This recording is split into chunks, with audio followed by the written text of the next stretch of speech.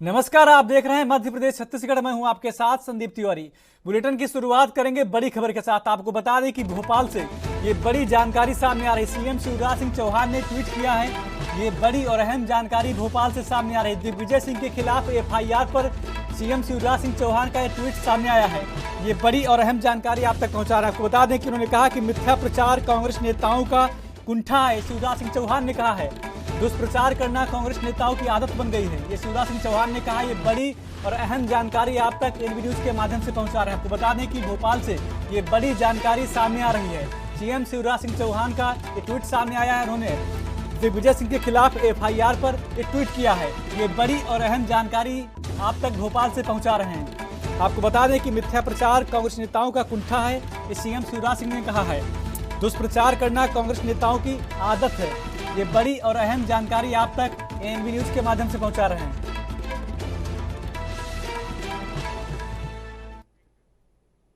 छत्तीसगढ़ में बीजेपी ने विधानसभा चुनाव की तैयारियां तेज कर दी हैं। बीजेपी ने अपने घोषणा पत्र समिति भी बना दी है। इस घोषणा पत्र समिति में 31 नेताओं के नाम शामिल किए गए हैं। सांसद विजय बघेल को घोषणा पत्र समिति का संयोजक बनाया गया है, तो वहीं राम विचार नेता अमर अग्रवाल, शिवरतन शर्मा को सह संयोजक की जिम्मेदारी दी गई है।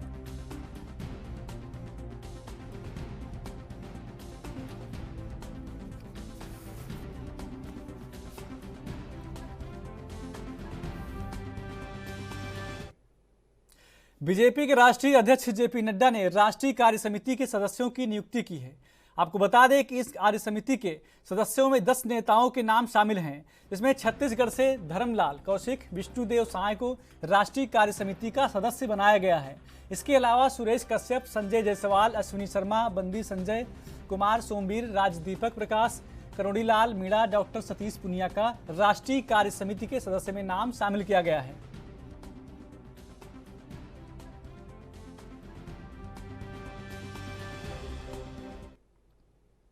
अखिल भारतीय विद्यार्थी परिषद के स्थापना दिवस पर मध्य प्रदेश के सीएम शिवराज सिंह चौहान ने शुभकामनाएं दी हैं।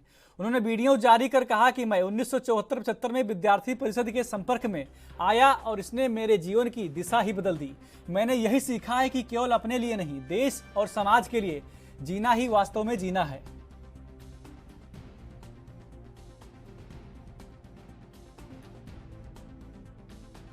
आज 9 जुलाई है, अखिल भारतीय विद्यार्थी परिषद का स्थापना दिवस। मेरे कानों में आज भी ये मंत्र गूंजता है, ज्ञानशील एकता परिषद की विशेषता। 1974-75 में मैं आदर्श उच्चतर माध्यमिक विद्यालय तात्या टोपे नगर भोपाल छात्र संघ का अध्यक्ष बना और तभी मैं अखिल भारतीय विद्यार्थी परिषद के संपर्क में आया और परिषद के संपर्क ने मेरे जीवन की दिशा ही बदल दी।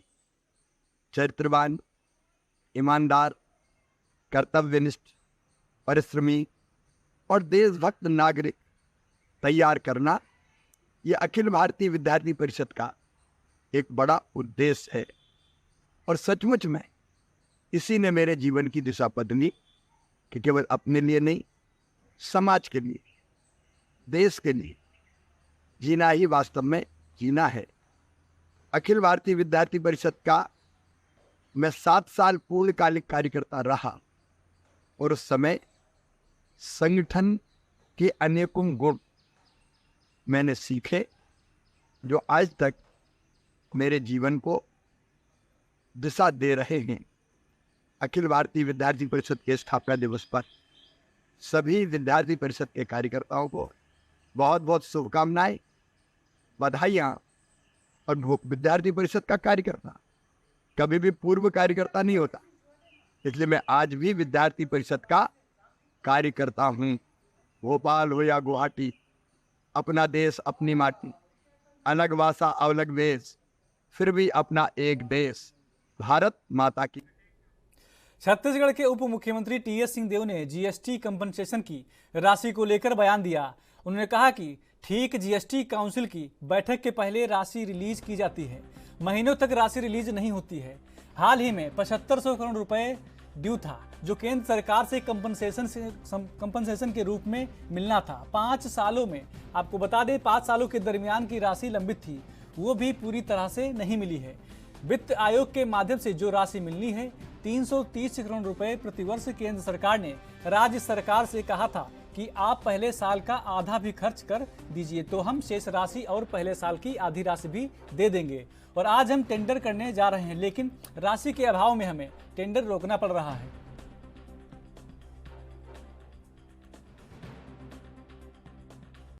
ये एक चलन सा हो गया है अब कि जिस बात को हम मांग के रूप में जीएसटी काउंसिल में रखते, ठीक जीएसटी काउंसिल की मीटिंग के पहले कुछ राशि रिलीज कर दी जाती है। महीनों महीनों वो रिलीज नहीं होती। अभी हाल में लगभग 750 करोड़ रुपए हमारा ड्यू था, जो हमको कॉम्पनसेशन के रूप में मिलना था केंद्र सरकार से, और लगातार पत्राचार हो रहा था। ये है 2017-18 से 22-23 5 सालों के दरमियान की जो राशि लंबित थी छत्तीसगढ़ की, वो 750 करोड़ में से लगभग 587.0199 ये करोड़ अभी ठीक जीएसटी काउंसिल के पहले आया, उसको भी पूरा भी नहीं दिया। करीब 124-125 करोड़ रुपए राशि लंबित है। कई बार ये मांग आती है, अभी आप लोगों ने भी कहा कि कहीं कमियां हैं, कहीं पैसे नहीं जमा हो रहे, तो ये कारण क्या होता है? इस प्रकार के जो जायज हमारे आमदनी के स्रोत हैं, राजस्व के हमारे स्रोत हैं, उनको ही बाधित कर दीजिएगा तो पैसे कहाँ सरकार व्यवस्था करके कहाँ डाल पाएगी। इसमें कई बार कभी पेंशन की देरी होती है, कहीं दूसरी राशि को देने में देरी होती है। अभी आपने पेंशन फंड में भी जमा करने की बात हुई, हालांकि वो तो नियमित बातें हैं, काम की बातें हैं, बहुत सारे काम रुके हुए हैं। स्वास्थ्य के क्षेत्र में ही आपने पूछा, जीएसटी से जुड़ा हुआ विभाग जो मेरे पास है, वित्त आयोग के माध्यम से जो हमको राशि मिलनी है करीब लगभग 330 करोड़ प्रति वर्ष मिलनी है। 3 साल की हमारी जो राशि है आने वाले, उसमें से केंद्र सरकार की तरफ से ये कहा गया था कि आप पहले साल का आधा भी खर्च कर दीजिए तो हम आपको शेष राशि और अगले साल की आधी राशि भी हम दे देंगे। आज हम टेंडर करने की स्थिति में हैं, सारे काम मंजूर होकर रखे हुए हैं, लेकिन राशि के अभाव में हमको टेंडर की प्रक्रिया को रोकना पड़ रहा है, वर्क ऑर्डर को रोकना पड़ रहा है कि हमने वर्क ऑर्डर जारी कर दिया और पैसे नहीं आए तो काम रुक जाएगा। तो ये है करीब वर्तमान चलन में करीब 600-700 करोड़ की राशि, जो राज्य को अगर उपलब्ध हो जाए तो हम टेंडर जो हो गए हैं उनके वर्क ऑर्डर देके और जनहित में काम को प्रस्तुत कर सकते हैं। तो ऐसी बहुत सारी बड़ी बड़ी राशियां हैं जो नहीं मिली हैं। मुख्यमंत्री जी ने भी बातों को। बीजेपी के पूर्व प्रदेश अध्यक्ष विष्णुदेव साय और धर्मलाल कौशिक को राष्ट्रीय कार्य समिति में सदस्य बनाए जाने पर मंत्री कवासी लखमा ने कहा कि वे केंद्र में जाकर क्या करेंगे। छत्तीसगढ़ में कांग्रेस का राज चल रहा है, देश का वातावरण राहुल गांधी के पक्ष में है। जेपी नड्डा के प्रदेश को हमने जीता है, कर्नाटक का चुनाव भी कांग्रेस जीती है और अभी होने वाले 2023 के चुनाव में छत्तीसगढ़, तेलंगाना, मध्य प्रदेश, राजस्थान, मिजोरम, इन सभी राज्यों में कांग्रेस ही जीतेगी। आगे मंत्री लखमा ने कहा कि टीएस सिंहदेव को उप मुख्यमंत्री बनाए जाने का कांग्रेस को लाभ मिलेगा। पिछली बार हम 70 सीट लेकर आए थे, इस बार 75 से ज्यादा सीट पर जीत हासिल करेंगे। राजेश मुराद 15 साल मंत्री थे, उसको किस टाइप का बेइज्जती किया है उसका दिल जानता होगा। गल में जाके मुराद रोया होगा। अब मतलब हम राजेश मुराद साथ है कांग्रेस पार्टी जो निर्णय करेगा, पार्टी का निर्णय प्रदेश में करना क्या है। प्रदेश में सब लोग मिल के, पार्टी से बड़ा कोई आदमी नहीं होता और प्रदेश का निर्णय आए तो। इसी बीच एक बड़ी खबर का रुख करते हैं। आपको बता दें कि धमतरी से ये बड़ी जानकारी सामने आ रही है। आपको बता दें कि यूसीसी पर कांग्रेस नेता नंद कुमार साय का ये बयान सामने आया है। आपको बता दें कि ये बड़ी जानकारी सामने आ रही है। कानून से मिलेगा समानता का अधिकार, ये नंद कुमार साय ने कहा है। ये बड़ी और अहम जानकारी आप तक पहुंचा रहे हैं। आपको बता दें कि यूसीसी से नहीं पड़ेगा ज्यादा असर, ये साय ने कहा है। यूनिफॉर्म सिविल कोड को लेकर नंद कुमार साय का ये बड़ा बयान सामने आया है। आपको बता दें कि उन्होंने कहा है कानून को लोगों को समझना होगा। ये बड़ी और अहम जानकारी आप तक पहुंचा रहे हैं। आपको बता दें कि धमतरी से ये बड़ी जानकारी सामने आ रही है। यूनिफॉर्म सिविल कोड को लेकर कांग्रेस नेता नंद कुमार साय का ये बड़ा बयान सामने आया है। उन्होंने कहा है कि कानून से सबको समानता का अधिकार मिलेगा। ये बड़ी और अहम जानकारी आप तक पहुंचा रहे हैं। आपको बता दें कि यूनिफॉर्म सिविल कोड से नहीं पड़ेगा ज्यादा असर, एसआई ने कहा है। कानून को लोगों को समझना होगा। ये बड़ी और अहम जानकारी आप तक पहुंचा रहे हैं।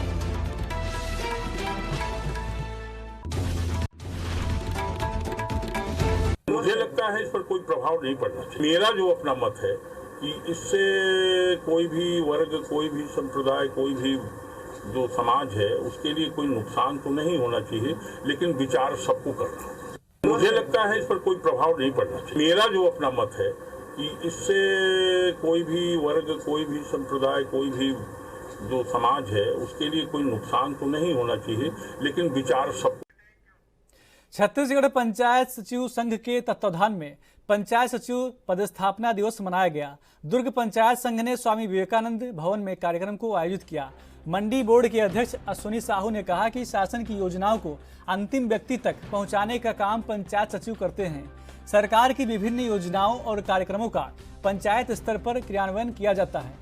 साथ ही उन्होंने कहा कि सचिवों के शासकीयकरण की मांग को हम मुख्यमंत्री तक पहुंचाने का प्रयास करेंगे। तो वहीं नवनिर्वाचित दुर्ग जिला अध्यक्ष पुष्पा यादव ने कहा कि छत्तीसगढ़ की भूपेश सरकार लगातार जनहित में कार्य कर रही है और आशा करती हूं कि जल्द ही सचिवों को शासकीयकरण की सौगात भूपेश सरकार देगी। इस कार्यक्रम में दुर्ग कलेक्टर पुष्पेंद्र मीणा, पूर्व जिला पंचायत सदस्य जयंत देशमुख समेत जिले के जनप्रतिनिधि शामिल हुए।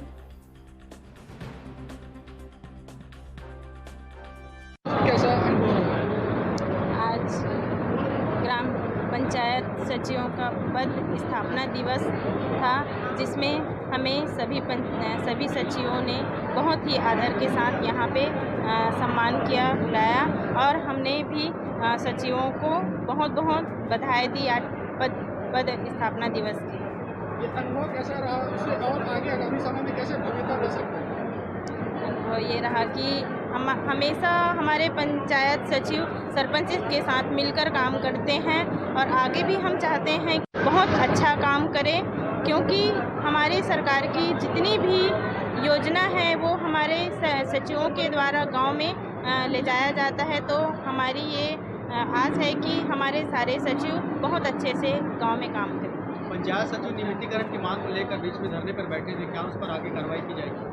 आज हमारे सचिवों ने भी ये लिख कर रखा है कि भूपेश है तो भरोसा है, तो उनको कहीं ना कहीं एक आश है। तो हमें भी लगता है कि हमारी सरकार आदरणीय भूपेश बघेल जी ने सभी किसान से लेके ऊपर तक सबके लिए बहुत अच्छा काम किया है, तो इनका भी काम।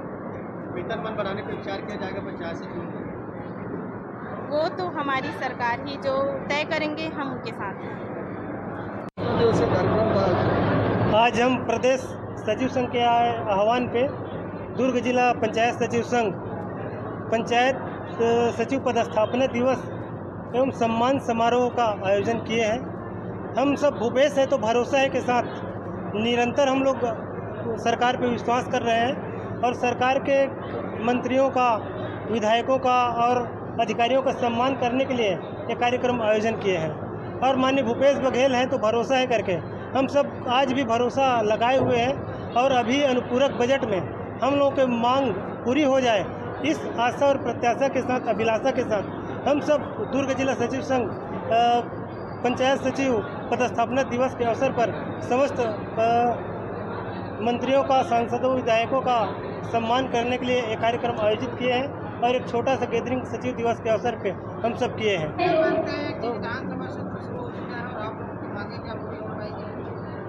विधानसभा सत्र का प्रारंभ होने वाला है और हम लोग को बहुत उम्मीद है कि इस सत्र में हमें निराशा हाथ नहीं लगेगा, हमें शासकीकरण का सौगात मिलेगा। खबरें और भी हैं, रुकते हैं छोटे से ब्रेक के लिए, जल्द हाजिर होते हैं।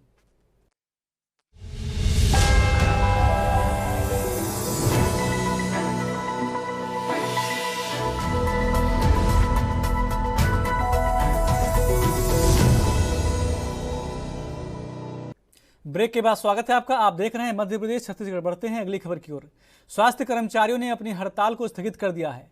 स्वास्थ्य कर्मचारी संघ 5 सूत्री मांगों पर स्वास्थ्य मंत्री टीएस सिंहदेव से मिले। आपको बता दें कि और उन्होंने आश्वासन दिया है, उस आश्वासन के बाद उन्होंने यह कदम उठाया। आपको बता दें कि छत्तीसगढ़ प्रदेश स्वास्थ्य कर्मचारी संघ ने आज उप मुख्यमंत्री और स्वास्थ्य और परिवार कल्याण मंत्री टीएस सिंहदेव से उनके निवास पर मुलाकात हुई, अपनी मांगों के संबंध में विस्तृत चर्चा की। साथ ही आपको बता दें कि उन्होंने स्वास्थ्य कर्मचारियों की मांगों पर सहानुभूतिपूर्वक विचार करने और शासन के समक्ष उनकी बातों को रखने का आश्वासन दिया है।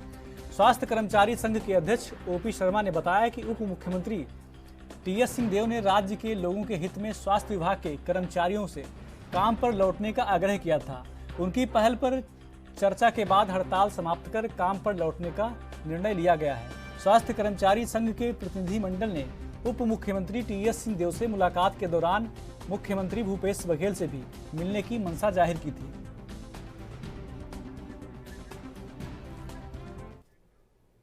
बढ़ते हैं अगली खबर की ओर। भिलाईगढ़ के चंदलीडीह में रामनामी भजन मेला स्थित बने शौचालय और तार से बने बाउंड्री वाल को तोड़ने से लोगों में काफी आक्रोश देखने को मिला, जिससे नाराज रामनामी समुदाय के लोगों ने थाने में ज्ञापन देकर आरोपियों के खिलाफ सख्त कार्रवाई करने हेतु मांग की है। लोगों ने बताया कि गांव के ही अज्ञातों ने इस कारनामे को अंजाम दिया। आपको बता दें कि वहीं पुलिस ने मामले को संज्ञान में लेते हुए जल्द कार्रवाई के निर्देश दिए हैं।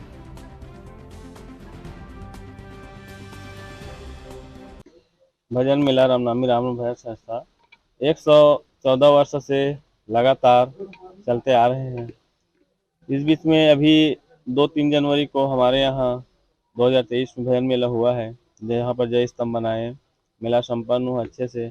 उसके बाद में वहाँ पर सुरक्षित करने के लिए जमीन को अपने समाज के बाउंड्री की है, उसको तार कांटा के माध्यम से खंभा गड़ा करके, तो उसको कलश राम पिता ठाकुर राम, लाभो पिता ठाकुर राम और पार्वती पति कलश राम, तीनों जा करके उसको उखाड़ दिया और फेंक दिया। हम इसीलिए आए हैं यहाँ पर कि हमको सूचना दे करके उचित कार्यवाही करें और उस जगह को हमारी सुरक्षित करें। और कहीं स्थल पे तोड़फोड़ हुई? इस साल में पूरी तोड़फोड़ करके खंभा को उखाड़ कर फेंक दिया है, गिरा दिया है, पत्थर बाथरूम को तोड़ दिया है, बाथरूम के दरवाजा को तोड़ दिया है, पत्थर को उठा कर पटक करके। तो हम यही चाह रहे हैं कि उचित कार्रवाई करके उसके ऊपर, ताकि किसी का धार्मिक आस्था को कोई ठेस।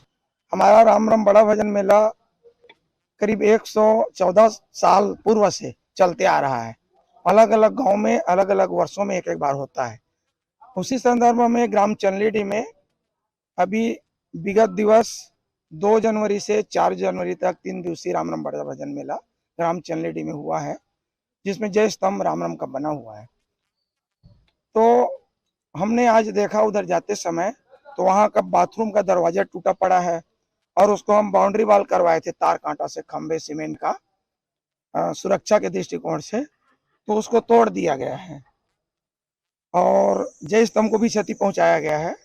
तो इसके लिए हम सूचना देने आए हैं, क्योंकि जन आक्रोश न बढ़े और जो राम नाम के मानने वाले पूरे विश्व के लोग हैं, भारत के पूरे विश्व में मानते हैं, और छत्तीसगढ़ के जितने रामनामी में वो जन आक्रोश न बढ़े, इसलिए तत्काल हम शासन से चाहते हैं उचित कार्रवाई करके हमारे खंभे को बराबर कर दिया जाए और जो असामाजिक तत्वों द्वारा वो घृणित कार्य किया गया है उसके ऊपर उचित कार्रवाई किया जाए। राम राम।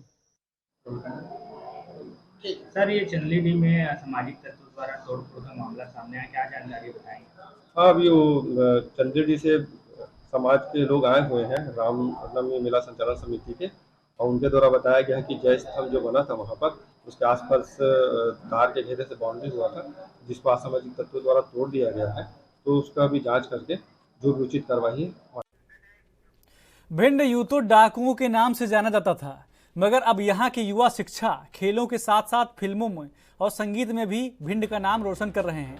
रिटायर्ड शिक्षक आचार्य गजेंद्र सिंह के बेटे अनुज प्रताप सिंह राजावत ने अमेजन प्राइम आधारित तमिल वेब सीरीज स्वीट्स कारम कॉफी में ध्रुपद गायन और अभिनय किया। इसमें मुख्य कलाकार फिल्म फूल और कांटे फेम हीरोइन मधु डायरेक्टर विजय नाम्बियार हैं। ये सीरीज 6 जुलाई 2023 को रिलीज हुई है। आपको बता दें कि अनुज प्रताप सिंह ने विश्व स्तरीय तानसेन संगीत समारोह में प्रस्तुतियां देकर कई उपलब्धियां अपने नाम की हैं। तो वहीं अनुज के पिता आचार्य गजन सिंह ने अनुज को बधाई दी है।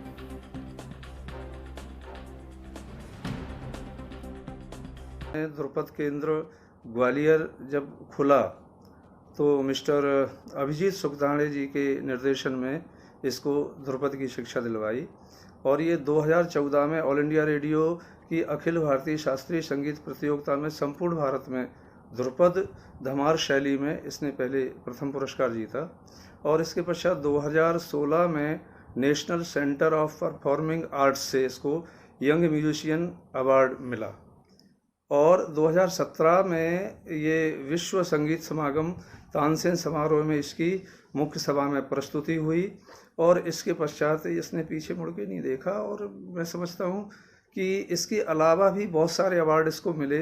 मिनिस्ट्री ऑफ कल्चर, CCRT से यंग आर्टिस्ट अवार्ड, आकाशवाणी से भी हाई ग्रेड कलाकार तो है ही, संस्कार भारती से युवा सम्मान और लगभग 2 दर्जन बड़े शासकीय कार्यक्रमों में इसकी प्रस्तुतियां हुई और इसको सम्मानित किया गया और आज इसकी पूरे देश में प्रस्तुतियां हो रही हैं ध्रुपद की और ये मेरा और मेरे समाज का, पूरे भिंड का, पूरे चंबल का नाम रोशन कर रहा है।